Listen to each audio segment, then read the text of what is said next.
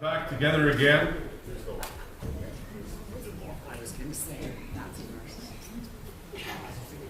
Now, I know some of you are going, man, we sang all those good old hymns this morning, but the preacher's going to use an iPad?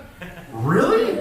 Well, it's a counterbalance, because I led out of this. Okay, so I used the hymnal, so I get to use the iPad. It's a trade-off system. Okay, we're good? I have a few announcements that need to be made this morning. Number one, youth worship team continues on through the summer. Marlene had sent me a message, and so I'll have that in our weekly newsletter for you this week. But Tuesday nights, and so you just be aware of that. Secondly, we have a community games night coming up on the 21st of July. And if you want to help with that, or you have some interest in that, or you just want to come and want to have more information, you can talk to Angela or Anna to a lesser degree. Angela's really ready, and Anna's kind of come on the board just recently, and they can give you some more information or point you in the right direction. And we also have a vacation Bible school. We're going to partner with Child Evangelism Fellowship August 14th through 18th.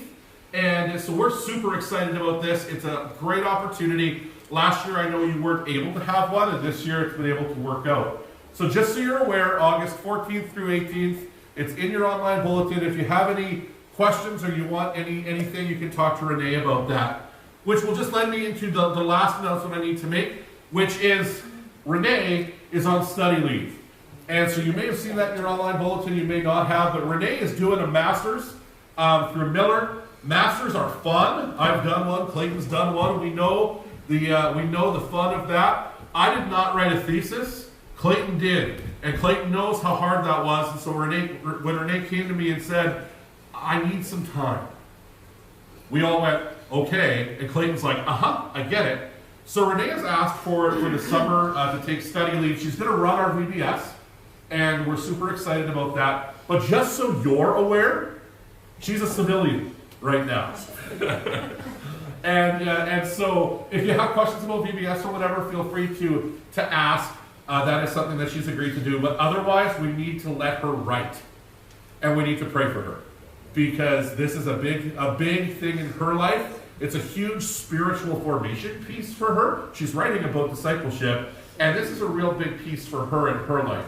And so we need to remember to pray for her and encourage her as she does that. And she'll be back with us September 5th. So just so we're aware of those things. That does not mean that she has disappeared or that we have to pretend she's invisible. She is here. We can speak with her. We can enjoy that. But we need to, during the week, let her do her homework. Are there any other announcements that need to be made at this time? Yes. Oh, well, you know. Elder Ken, led so well last week, and we didn't do offering, and nobody seemed to mind. So why don't we do that now, ushers? Why don't we grab our ushers and we will take up our tithes and offerings. In no way do we want this to feel like an add-in or an afterthought, but this is an opportunity for us to give back to the Lord, and is a good and godly thing to do. So thank you so much for your faithful giving to the Lord toward the ministry of Calvary Baptist Church this morning.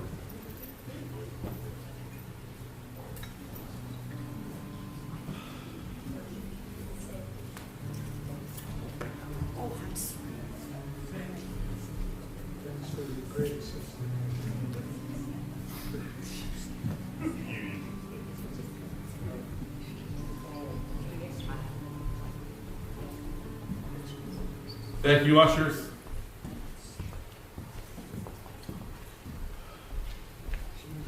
Well, it is officially summer season at Calvary.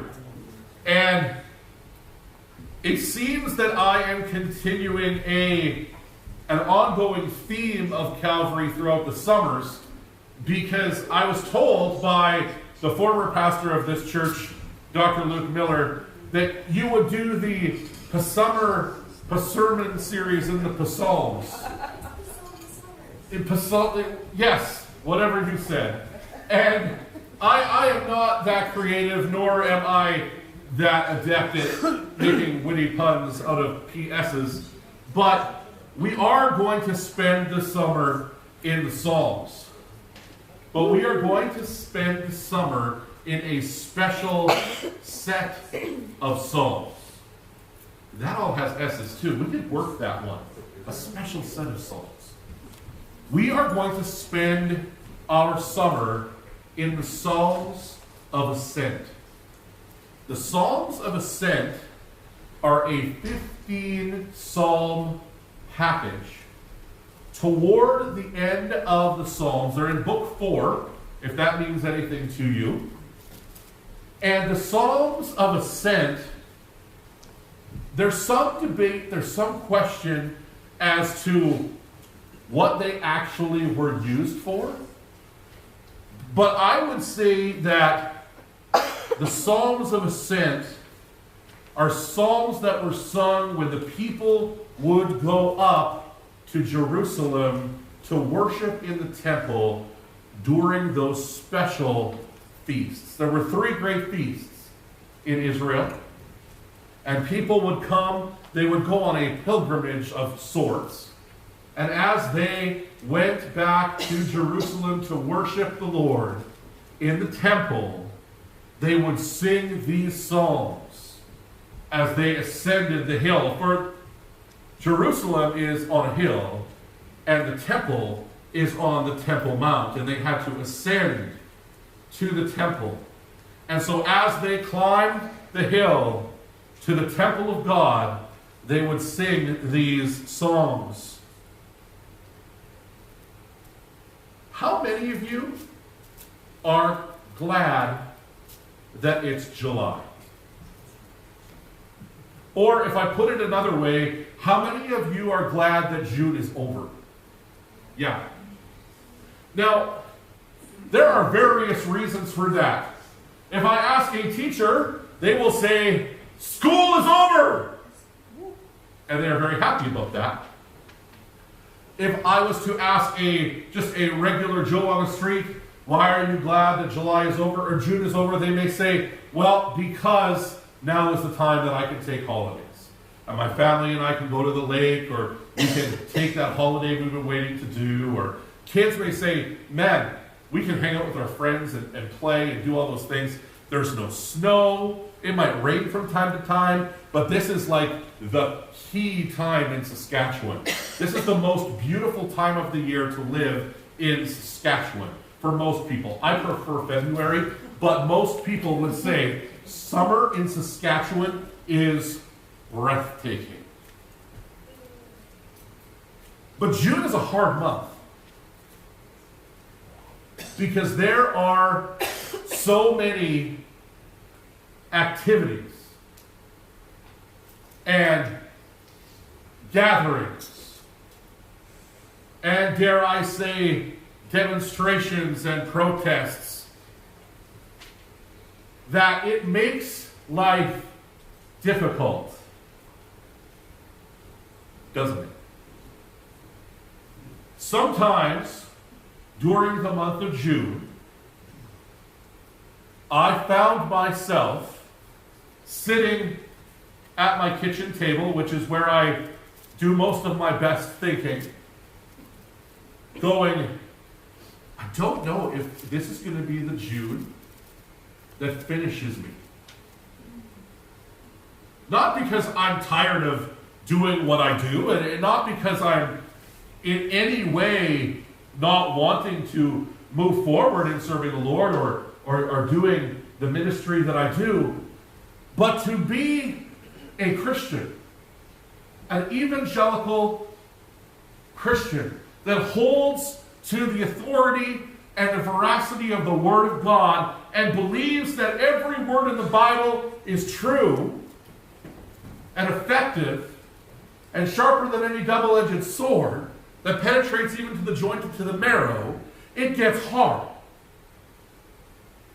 Especially when you live in the world and try not to be of the world. And you are in so many ways inundated and welcomed in to participate into things that you cannot stand for, that you cannot reciprocate, that you cannot abide.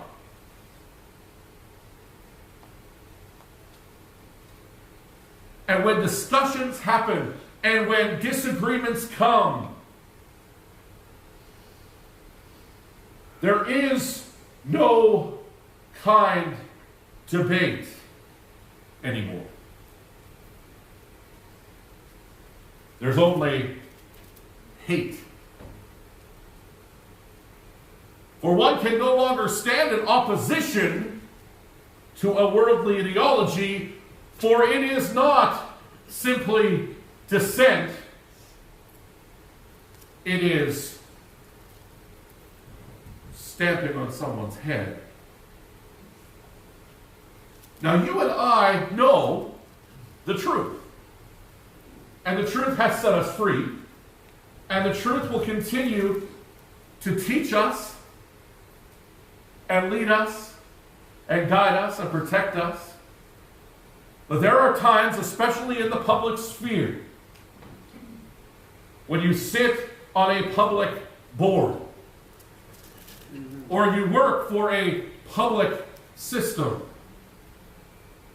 or you simply exist in this world that expects total and complete reciprocity of an ideology that takes a beautiful symbol of God's grace and turns it into a travesty. And we enter into the world of the psalmist in Psalm 120 as he ascends the hill. Turn with me to Psalm 120, and I want to read that to us this morning. Psalm 120.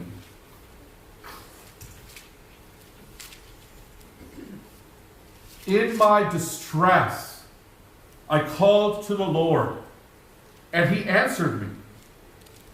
Deliver me, O Lord, from lying lips, from a deceitful tongue. What shall be given to you, and what more shall be done to you, you deceitful tongue? A warrior's sharp arrows, with glowing coals of the broom tree. Woe to me, that I sojourn in Meshach, that I dwell among the tents of Kedar. Too long have I had my dwelling among those who hate peace. I am for peace, but when I speak, they are for war. This is the word of the Lord. Thanks be to God. So you may be saying to yourself, great choice, Pastor. Let's blast into summer by studying a song of lament. The reality of it is that as I look at this passage, I see the psalmist looking around him and seeing very similar worlds. The psalmist cries directly to God, to Yahweh, for help. From the tone of verse 1, we see that he is living a faithful life. He is faithful because he has called out to his great God. And God has answered him in the past. So he knows that God will again save him from the false accusations, from the slander, from the remarks and from the looks and from the passers-by who hear.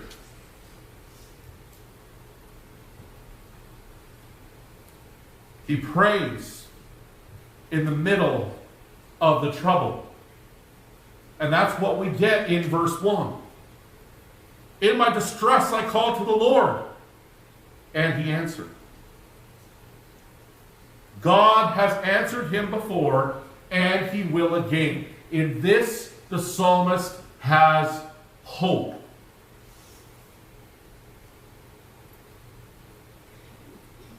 And you see that this is not a very wordy, flowery prayer. This is a simple prayer. Save me from the liars and the deceivers.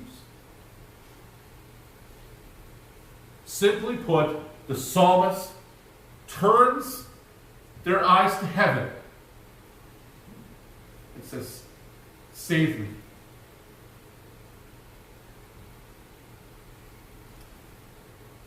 The situation seems hopeless. The psalmist is helpless to do anything and seeks to hear an answer from the Lord. And God responds. God is asked to act, to give those deceivers and liars what they deserve and more. And when he says that he answers, it means that not only has he heard the prayer, but he has answered. And so we know that the psalmist has seen God sovereignly move in the past, and this is a prayer in hope that he will once again do mighty things.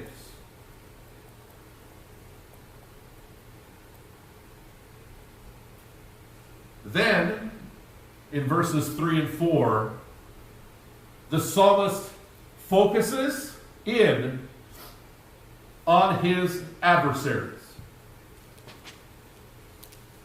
Not only does he focus in on his adversaries, but he wishes for their destruction. There's a country song that could very well be a pair to this, where it speaks of a man and a woman. They are no longer getting along. They are no longer together. And the man writes the woman a letter and he says, I just want to know you that you've inspired me to go to church. And the pastor has inspired me to pray for you. So wherever you are, I'll pray for you. Pray your brakes go out at 110. Pray your dog dies. No. Angry prayers. A bit of an irreverent song, but truth in that the psalmist is doing exactly that. He knows his accuser or accusers. He knows what he wants. He's thinking of a specific person or people, presumably those who have cursed him, presumably those who have lied against him, those who have misrepresented his position, those who have twisted his words, those who have made him out to be something that he is not. In this psalm, this is the moment of confrontation. This is the psalmist lying on his bed, crying out to God, saying, they hurt me. They've lied about me. They are saying what is false. And you see that personal, deep cut When we get into verse 3, and it says, what shall be given to you? And what more shall be done to you? Deceitful tongue. When in verse tongue he says, save me from deceitful tongue. But in verse 3, tongue becomes personified. He has a face in his head. And he wants that person to be silenced. He has been slandered, accused, isolated, and he's had enough.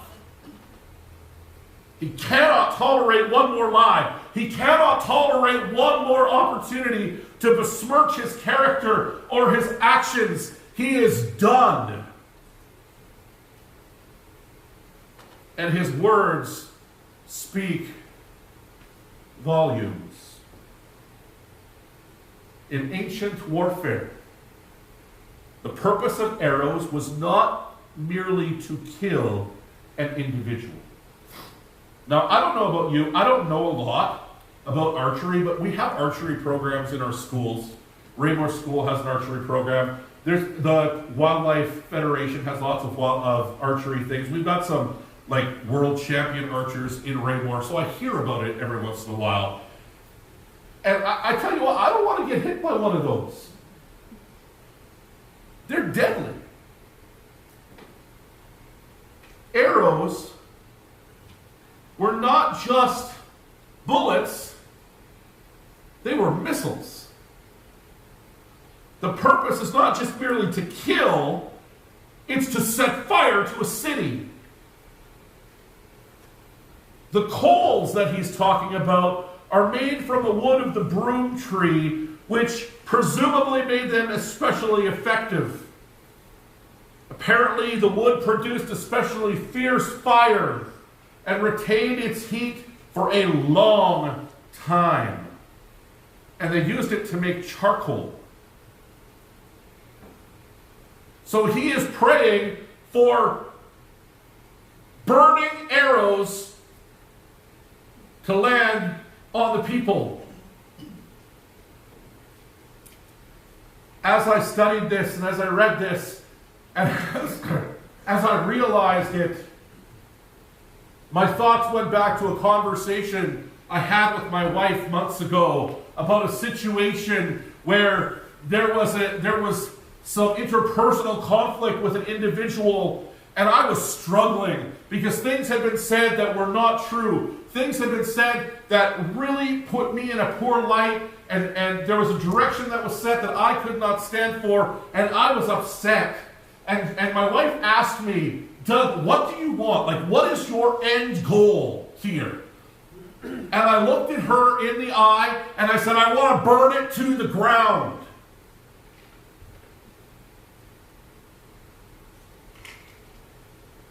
And that's exactly what the psalmist is asking God to do. He wants God to burn it to the ground. He doesn't just want it to end. He wants the nuclear option. And then in verses 5 and 6, he comes back to his own predicament. He realizes and regrets that he is distant from his homeland. And he pours out his heart to God. He laments his situation.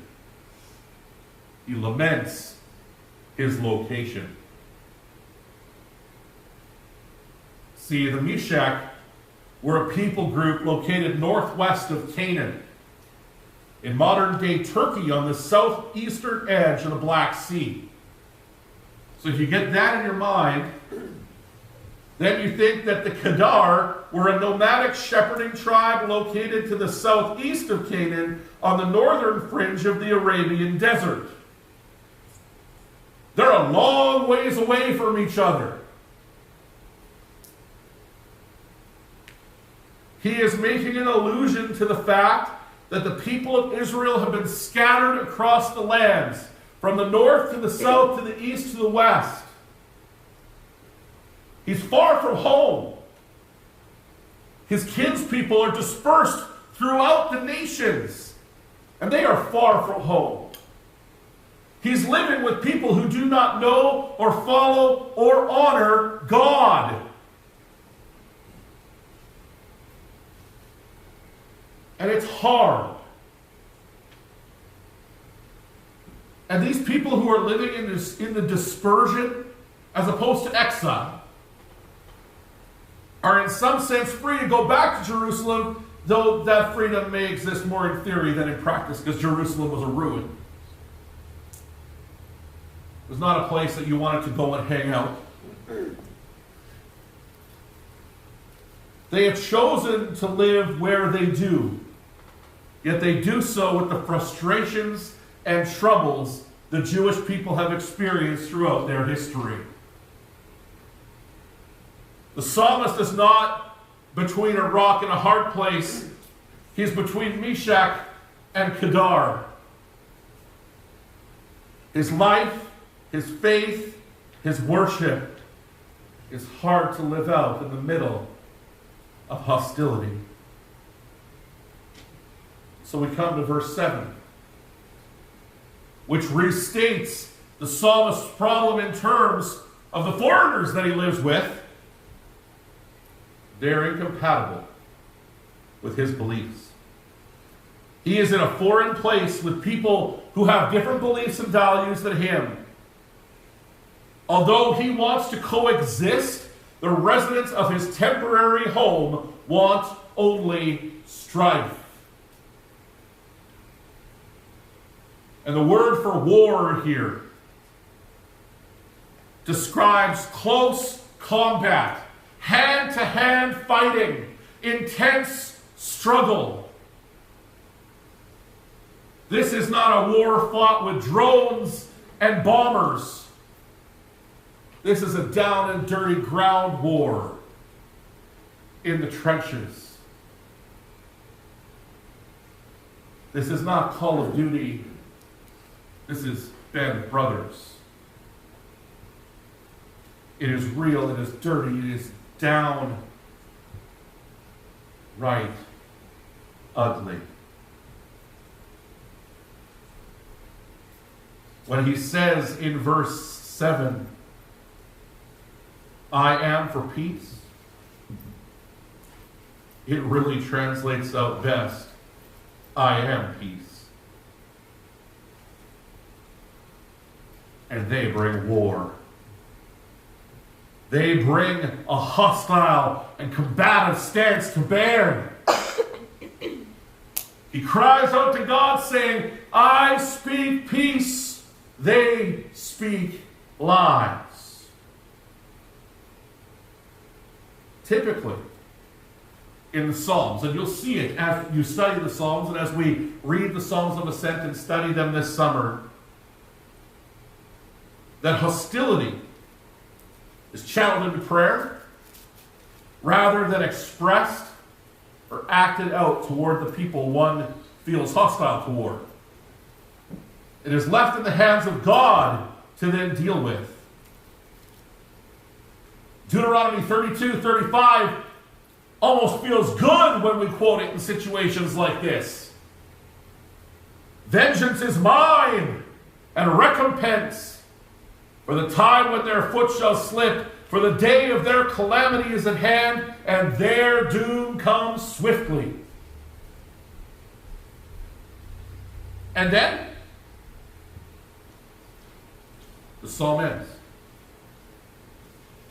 There is no neat and tidy bow. There is no victorious words.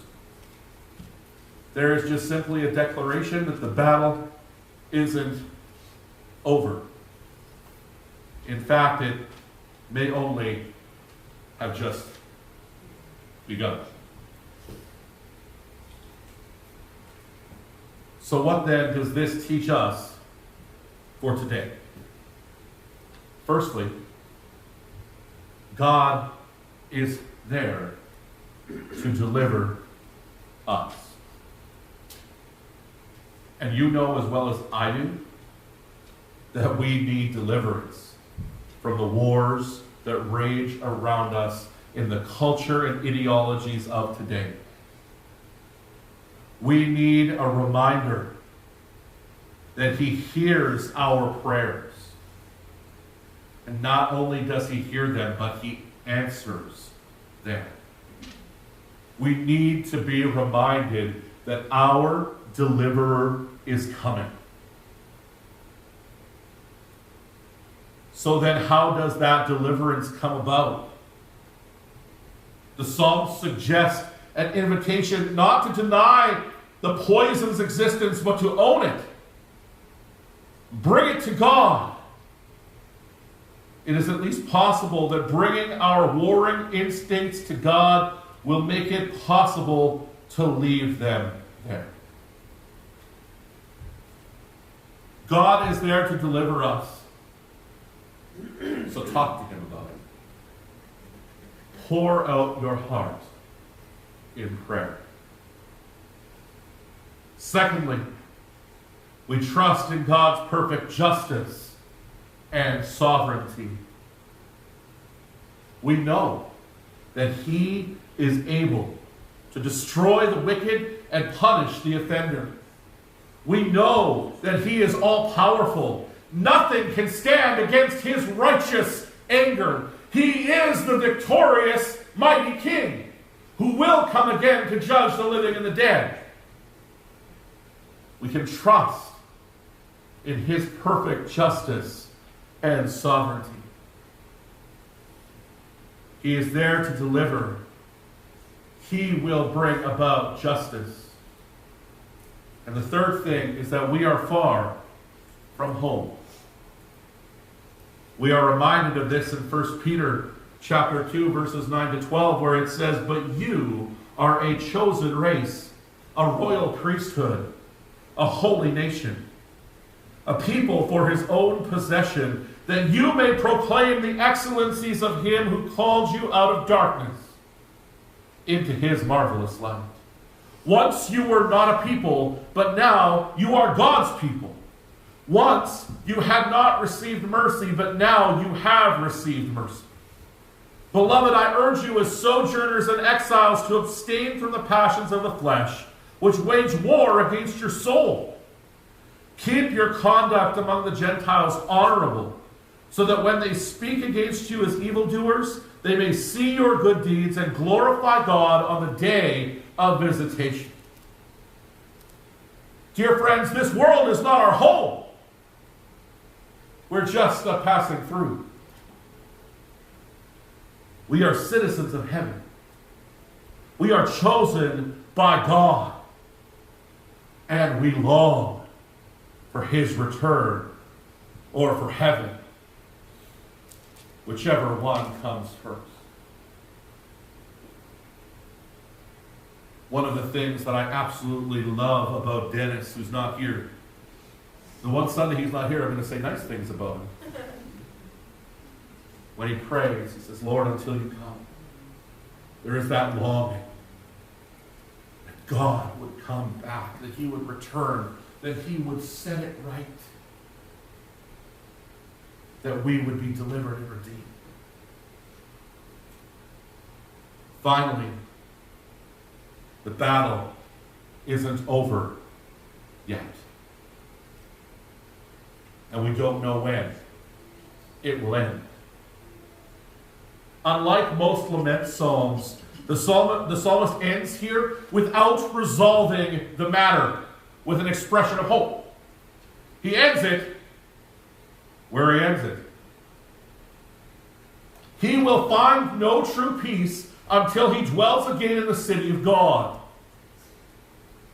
We too will find no true peace until we are with the one who is our peace. Until we find the healing and deliverance that only comes by the grace-filled forgiveness and mercy that Christ brings to us new every morning, whether we deserve it, which we don't, or not. So we need to be reminded of the plan. We need to be reminded that God is faithful. We need to be reminded that from the very beginning, God's redemptive purposes were to be fulfilled in the incarnate Christ, in whom we find salvation through his perfect and spotless blood that was shed in our place on the cross of Calvary. He paid our debt. He cleared our accounts. He made a way for us even when we feel like we are no longer belonging in this world that he has placed us in. Even when we feel like we are exiles with little to no rights and privileges in a foreign land. It is possible. And I will tell you, as I've studied this psalm, I actually believe it to be more probable than possible that this psalm originated during the exile. When God told his dispersed people in Jeremiah 29 to seek the shalom, the peace of the city to which they were sent.